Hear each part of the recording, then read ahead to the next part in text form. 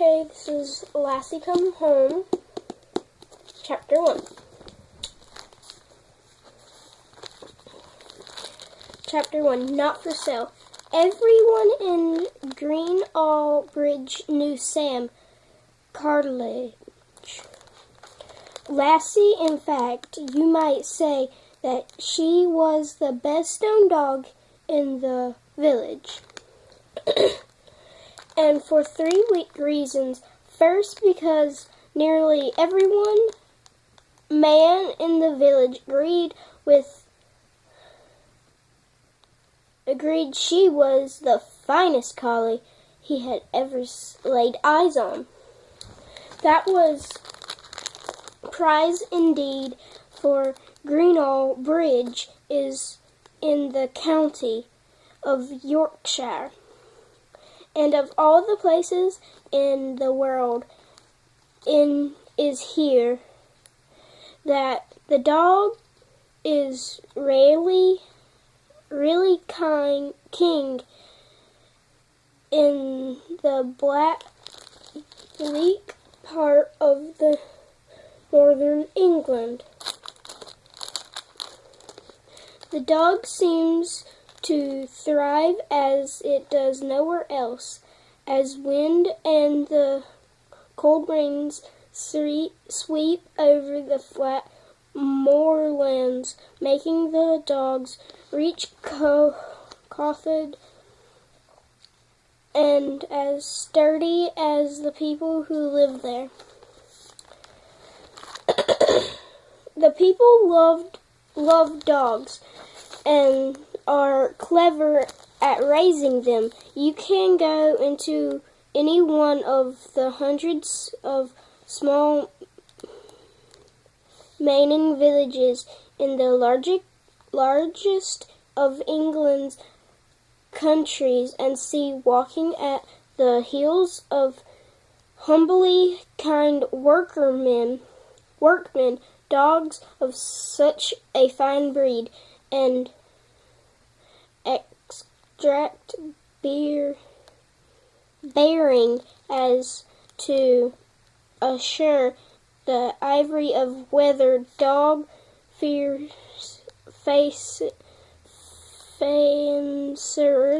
from other parts of the world.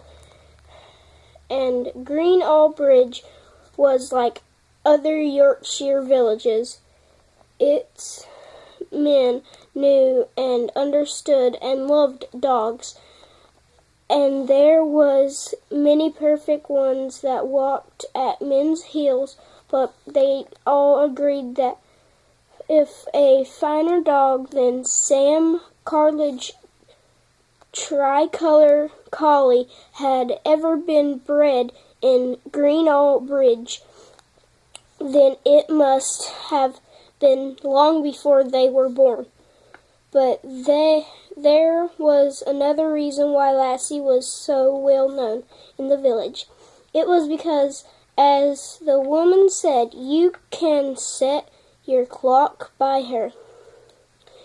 That had begun many years before, when Lassie was a bright, hormone-spread yearling.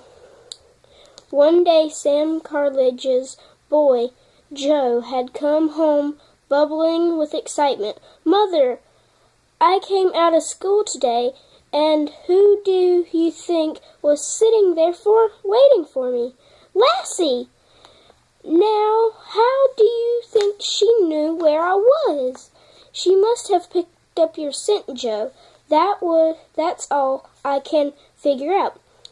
Whatever it was, Lassie was waiting at the school gate the next day, and the next, and the weeks and months and years had gone past, and it had always been the same.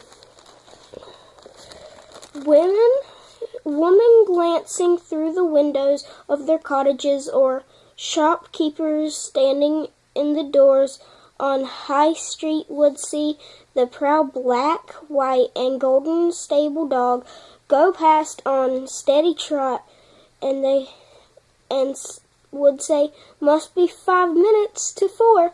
There goes Lassie." Rain or shine, the dog was always there waiting for the boy. One of dozens who would come pleading across the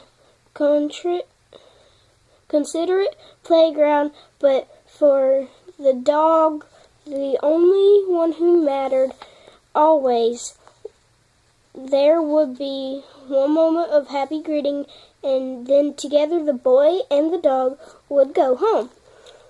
For 4 years, it had always been the same. Lassie was the well-loved figure in the daily life of the village. Almost everyone knew her, but most of all, the people of Greenall Bridge were proud of Lassie because she stood for something that they could not have explained: reality. It had something to do with her pride, and their pride had something to do with money. Greenerly, when the man raised an especially fine dog, someday it would stop being a dog and instead would become something on 4 legs that it was worth money.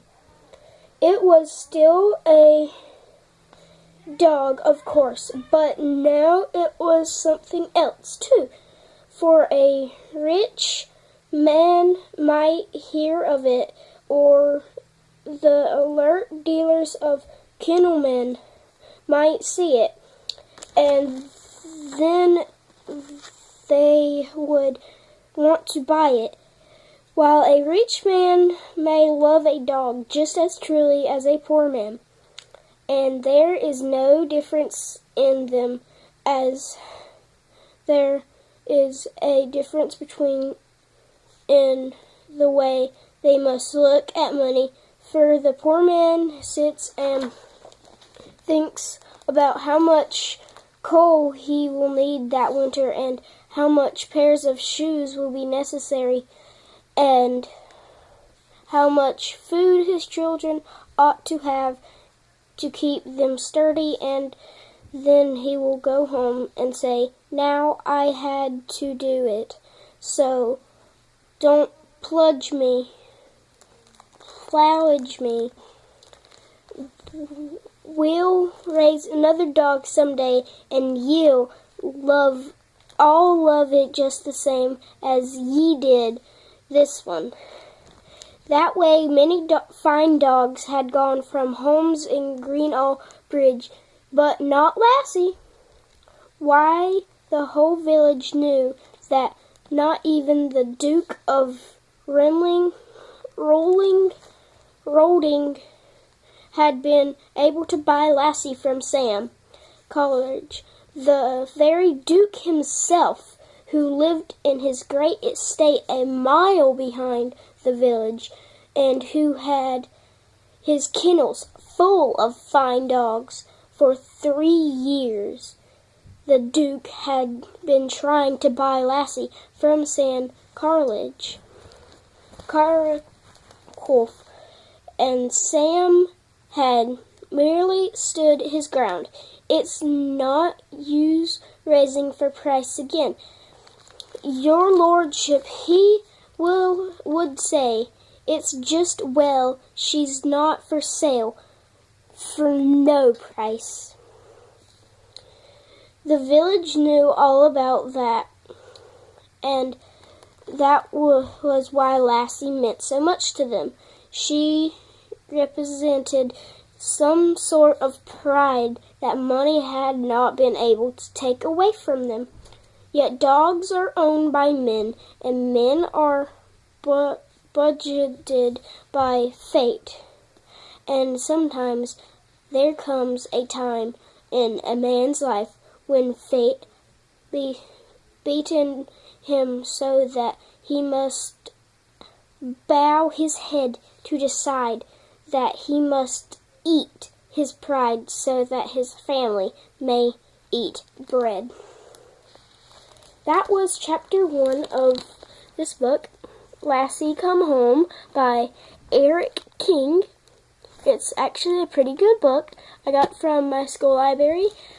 Hope you enjoyed the first chapter. See me again in my next video. Bye!